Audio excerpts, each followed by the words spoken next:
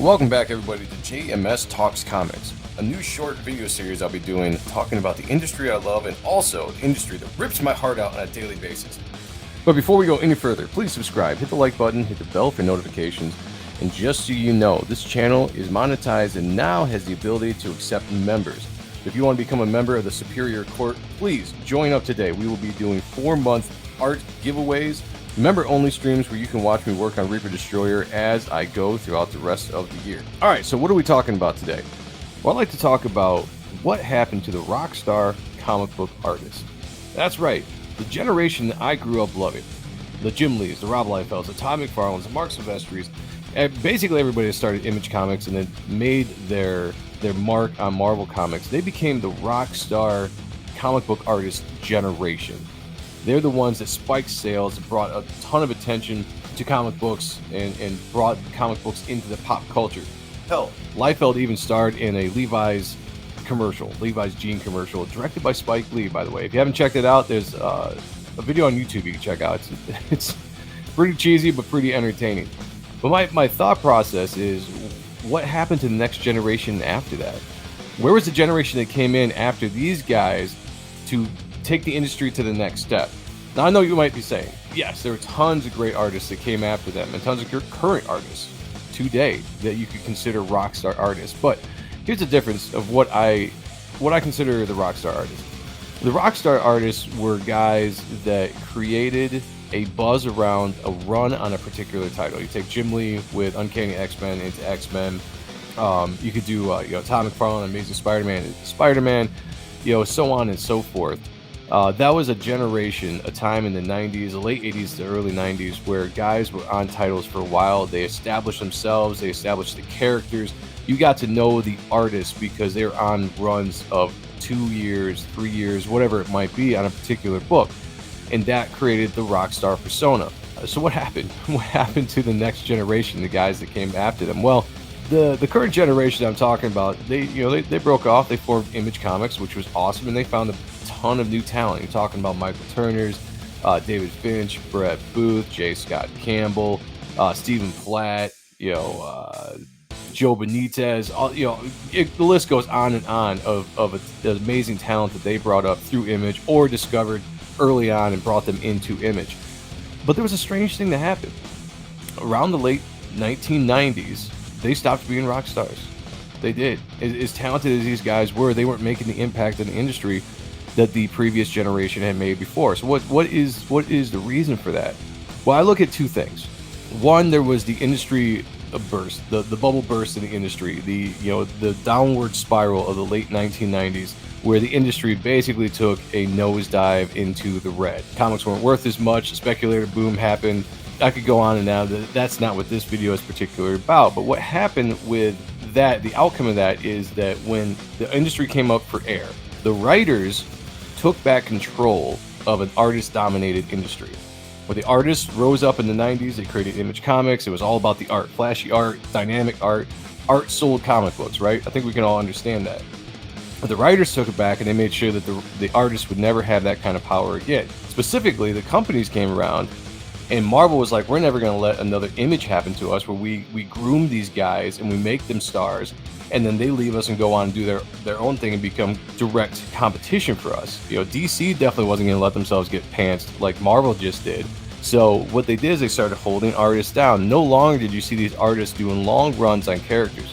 Unfortunately, you didn't see these top artists doing runs on the top characters in the industry either. They weren't doing Batman, Spider-Man, Superman, X-Men, any of these characters. They were being put on, maybe in my opinion, lesser books.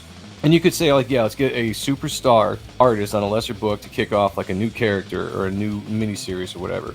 And I'm sure that worked for a little bit. I'm sure sales spiked at that moment in time when they did it. But what happened is you didn't get these guys, the Brett Booths and the David Finches, to really sink their teeth into a property, to really get put onto a character or a book and let them thrive for a year to 2 years, 100 pages a year, just turning that stuff out and really establishing themselves in the industry. Instead, they started shuffling these artists around and you held them down. You never let them get a foothold. So what can you do? All you can really do is go to the indie scene and create your own book, but that doesn't carry with it the luster of being a Marvel artist or a DC artist. So that essentially killed the Rockstar artists. So no longer were the artists the ones with power. The people didn't come out anymore to see the art. It had turned back to the writers. Now, I know what you're saying. Like, you need a good story for comic books, and you absolutely do. The way I see it, it goes hand in hand. A third story, a third art, and a third IP. We know that comic books are a visual medium, so you have to sell them with the art, but you have to keep them there with a story and a dynamic character as well. So this was becoming more and more what was happening. The focus was more on the writer, the focus was more on the IP, and then you had to focus on the artist, which some people might think that that's a good thing, but I think it was a particularly bad thing, because when comics were at its greatest is when the artist was allowed to flex, and when they were allowed to really show what they could do with the art and put the art first and foremost.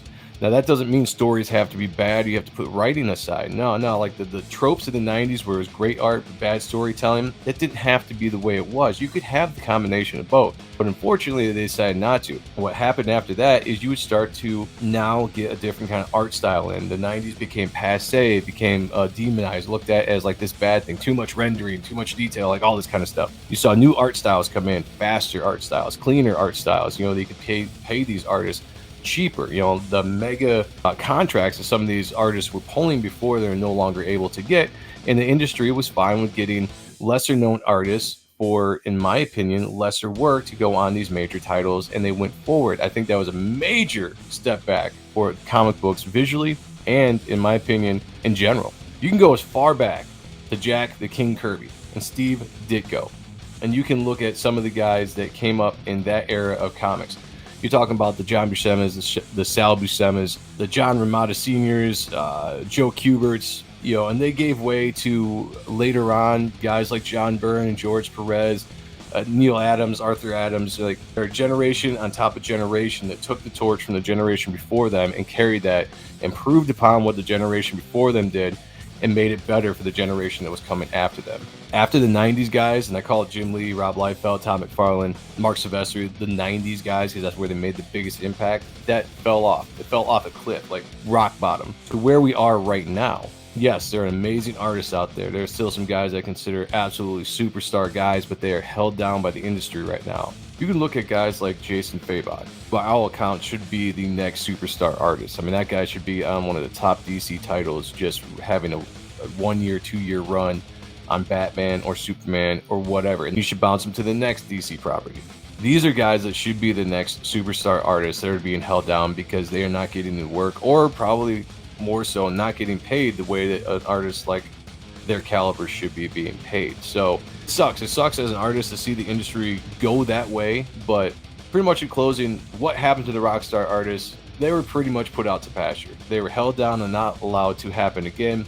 And the guys that are still making a name for themselves are doing it in spite of that. The guys like Brett Booth, who is killing it right now in Gunslinger Spawn and doing his own thing with Lost Serpent Prince. In spite of the industry, he is still going strong.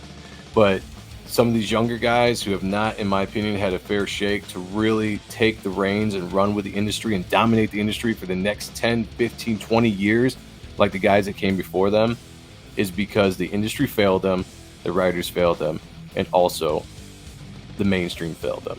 So in closing, guys, if you want talented artists, inkers, writers, colorists, creators, go to the indie scene, go to Comicsgate, go to all the guys that are putting their heart on their sleeves and putting out IPs that are made for the comic book fan and have not catered to the rules of the industry and or the political leanings of anybody on either side of the aisle.